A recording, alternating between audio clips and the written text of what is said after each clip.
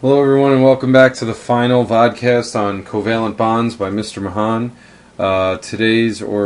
This final vodcast is going to first review that idea of polar bonds, and then it's going to get into how that relates to polar molecules and what this idea of polar or nonpolar molecules is all about. So to start us off, if you remember in our last vodcast and in one of our last lessons in class, we said that based on the difference in electronegativity in a covalent bond, we can classify it either as nonpolar, which means a complete even sharing of the electrons, a polar covalent, which means that we are still sharing but it's uneven, or a full ionic bond where it is no longer a covalent bond, there is an actual give and take or transfer of electrons. We took that information and we said that we will point to the negative or the stronger atom, and therefore we will have a partial negative charge, a partial positive charge, and we have this idea of opposite charges. To get you guys going and get you familiarized with the idea of what does it mean to have a pole, I reminded you guys that we have this thing called the North Pole and the South Pole on Earth, and sometimes the geological or the geographical North Pole is not necessarily the magnetic North Pole. But we review the idea that you don't need to be right on the North Pole or the South Pole for that matter in order for a compass to work. A compass will work in Farmingdale, New Jersey, California, Mexico, South America, Africa, in the middle of the Safari, in the middle of the Atlantic in Canada, all over the world. Compasses work because even though the poles are at the extreme north and the extreme south of the world, we have this field, we have this interference, we have this area in which we can still feel that pole, that charge, that magnetic interference, if you will. I related that over to one of maybe possibly your childhood toys that involved the iron fillings, and if you look at this bar magnet that's been placed upon a bunch of iron fillings, you can see specifically that these iron filings are, even though they're not necessarily right next to the pole there, we are still actually interfered with, or we still feel the influence of those poles because that field that the pole gives off encompasses more than just the area where the pole is located. And that's very important because when we start to look at molecules, and if we were to look at these graphics here, when we start to look at molecules, we only consider a molecule polar if it has what we call poles, if it has a positive side and negative side. If I come in from one side here, if I come in from the top, you could see that I would see a positive charge in this blue compound, and if I come in from the bottom, I would see a negative charge. And therefore, since I see opposite charges, this is a polar molecule or a polar substance because it has the opposite charges. Here I would see a positive charge, here I'd see a negative charge. Again, I am polar. Now, just because you have charges does not mean that you are a polar substance. You need to have that ability to come in from one side and see one charge and come in from the other side and see an opposite charge. And you do not have that in these examples over here under the no pole section.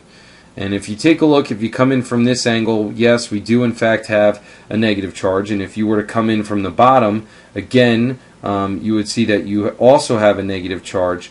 But what isn't quite apparent right away is the fact that even though, yes, there is a positive charge in the middle, you can never get to this positive charge here because just like the Earth, just like those bar magnets, these negative charges, these negative poles have fields. They have like force fields that are being given off that protect and insulate and do not allow a particle or anything to see or get into that negative. So we have these force fields that are being given off by these poles that actually in fact overlap.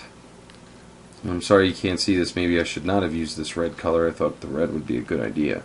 But these force fields are being given off by these negatives, and they're overlapping, and they are not allowing us. They are not allowing us to get into that positive center. Again, the force fields would look something like this. So, although you may think that you can get to that positive charge, you cannot because of these force fields. So every single way that I attack this molecule, every single direction that I come in, I see nothing but a negative charge. And so since I do not have that positive on one side, negative on the other side idea going on here, we say that it is not polar or that it does not have poles.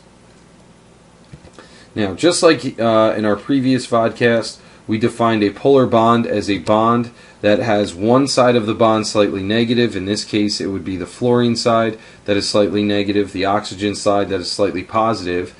Well, in order to be a polar molecule, you must have one side of the molecule that is slightly positive and one side of the molecule that is slightly negative.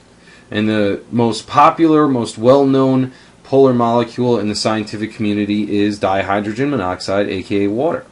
And if you take a look at water here, as I come in from the oxygen side, if I come in for an attack or for a landing here from the oxygen side, you're going to see that you see all negative charges.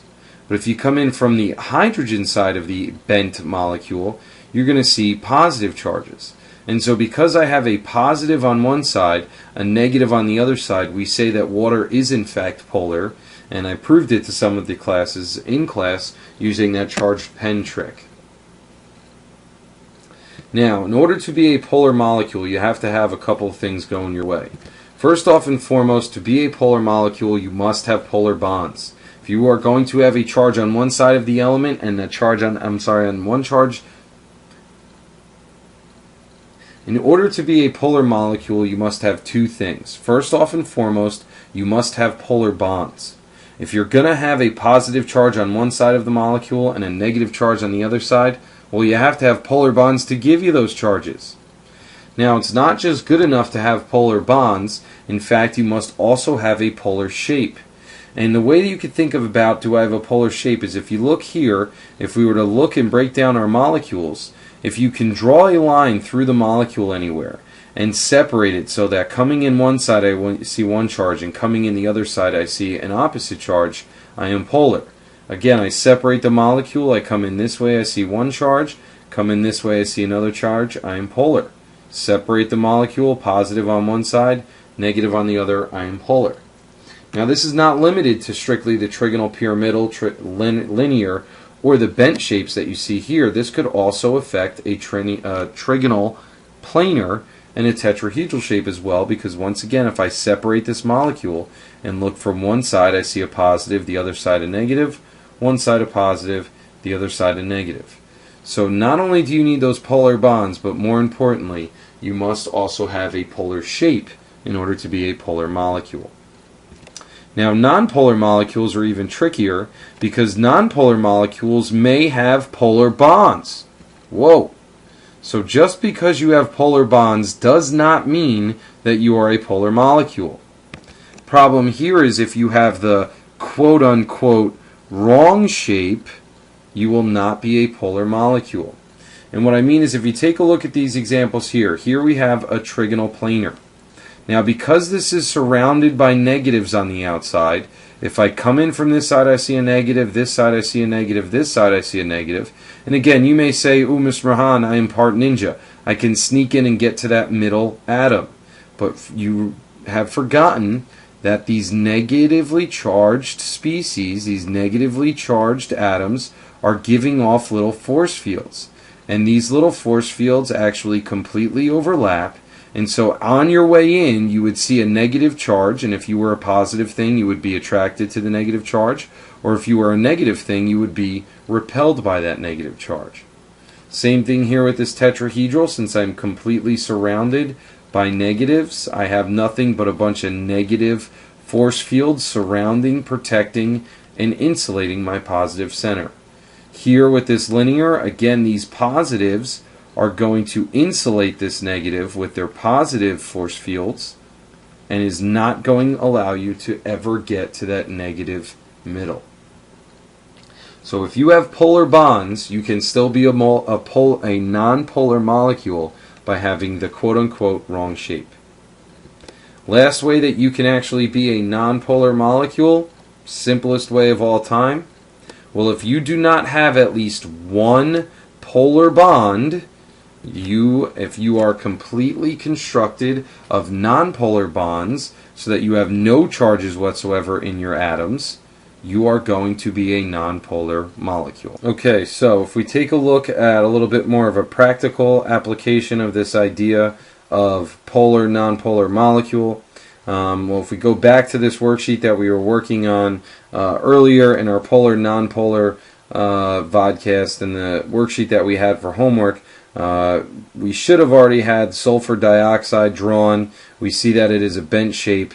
And since my electronegativity difference is 0.1, I actually end up with an NPC, a nonpolar covalent bond that occurs between the sulfur and the iodide. So because it's an NPC bond, I do not need any arrows, and because I do not have one polar bond in my entire molecule, that means, therefore, that my molecule must be an NPM, a non-polar molecule. Okay? Now, if you look at this next one, the tetrahedral of carbon tetrahydride, I actually do have polar covalent bonds now with a electronegativity difference of a 1.5, but because every single arrow is going to be facing out towards the fluorine, which is stronger, I actually have like a negative all the way around.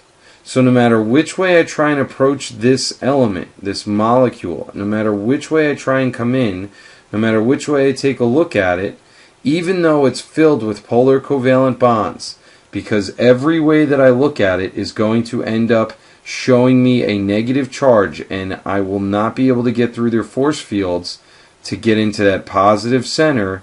This too is a non-polar molecule, even though it has polar bonds, because it has the quote-unquote wrong shape. Now, carbon tribromide, carbon trihydride monobromide. This was an evil question, because we actually had two types of bonding going on here. We had a carbon to hydrogen bond and a carbon and bromine bond. And the carbon to hydrogen bond is 0.3 difference in electronegativity, so that's an NPC, that's a nonpolar covalent bond. But the carbon to bromine bond is 0.5, and that's a PC. And so that's why I end up with only one single arrow here, because I only have one carbon to bromine bond. Now, with what that's showing me is that as I come into the molecule this way, I'm actually going to see a negative charge, because bromine is stronger than carbon and is going to be holding on to those electrons more. What that also tells me is because these other bonds are nonpolar covalents, they are not protecting this now slightly positive side like they were in the above example. And so if I were to come in this way, I'm going to see a positive charge, and therefore, since I have a negative side on one side, a positive side on the other, I now do have a polar molecule. So remember, when discussing is it a polar or nonpolar molecule, the first question to ask yourself is, do I have a polar covalent bond? As long as I have at least one polar covalent bond, I may be a polar molecule. I then have to go back to my shape and my Lewis dot structure, analyze the shape and see, can I see a positive and a negative like I do in this example, or am I surrounded by one charge like I am in this example? If I see a positive and a negative, I'm a polar molecule. If I'm surrounded by one charge, I'm a nonpolar molecule. If I do not have any polar bonds in me at all, there's no chance of my molecule being polar. I hope this vodcast has helped you further understand the difference between a polar bond and a polar molecule, and understand exactly how to say, aha, this molecule is polar or is not polar. Thank you for watching, and have a great night.